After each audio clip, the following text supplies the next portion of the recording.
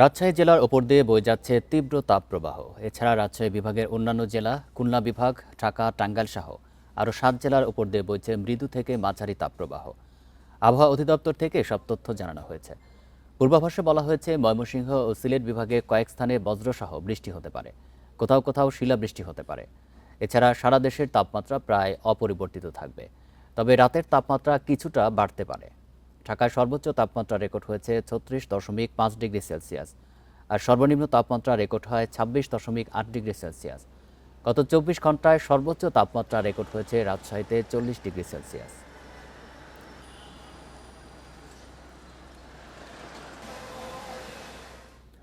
তীব্র গরমে পড়ছে রাজধানী সহ দেশের বিভিন্ন অঞ্চল। এই নিয়ে আরও জানাতে চাঁপাইনবাবগঞ্জ থেকে যুক্ত হচ্ছেন সহকর্মী ফয়সাল মাহমুদ। ফয়সাল, আমরা দেখেছি যে গতকাল রাজশাহীতে তাপমাত্রা ছিল এই মৌসুমের সর্বোচ্চ ৪০ ডিগ্রি সেলসিয়াস। চাঁপাইনবাবগঞ্জে কি পরিস্থিতি, আজকে সেখানে তাপমাত্রা কত? আর অতিরিক্ত তাপমাত্রায় যারা খেটে খাওয়া মানুষ, তাদের ভোগান্তির চিত্র জানাবেন।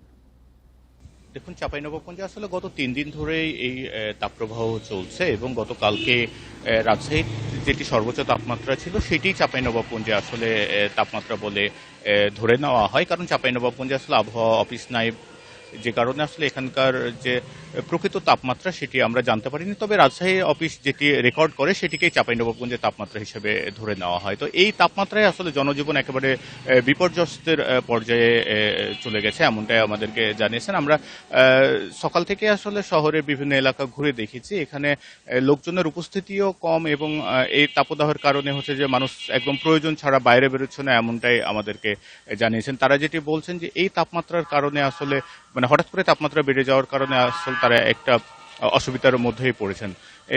যদিও যারা দিনমজুর রয়েছেন বা একেবারে খেটে খাওয়া মানুষ রয়েছেন তাদেরকে বাধ্য হয়েই বাইরে বেরোতে হচ্ছে এবং তারা যেটি বলছেন যে আসলে তারা প্রয়োজনের তাগিদেই বের হচ্ছেন। আমি কয়েকজন রিক্সা চালক সহ হচ্ছে কৃষি কাজ করেন এমন মানুষের সঙ্গে কথা বলছেন, তারা যেটি বলছেন যে এই এই মৌসুমে আসলে প্রথম এরকম তাপমাত্রা অনুভূত হচ্ছে। এর আগে আসলে এত বেশি তাপমাত্রা ছিল না, যে কারণে হঠাৎ করে তাপমাত্রাটি বেড়ে যায়, তারা একটা বেকায়দায় অবস্থায় পড়েছেন। আপনাকে যদি আরো একটি বিষয় বলে রাখি, এরই মধ্যে চাঁপাইনবাবগঞ্জের বিভিন্ন অঞ্চলে আসলে বোরো ধান চাষাবাদ হচ্ছে। বিভিন্ন এলাকায় কৃষকরা যেটি বলছেন যে এরই ডিজেল সংকটের কারণে আসলে এই সেচ দিতে তাদের অসুবিধা হয়েছিল এবং পর্যাপ্ত সেচ জমিতে দিতে পারেনি।